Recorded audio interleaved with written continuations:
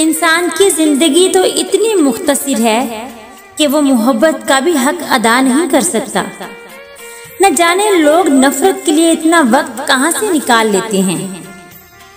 किसी की तहज्जुद भी काम नहीं आती और किसी की कज़ा भी कबूल हो जाती है।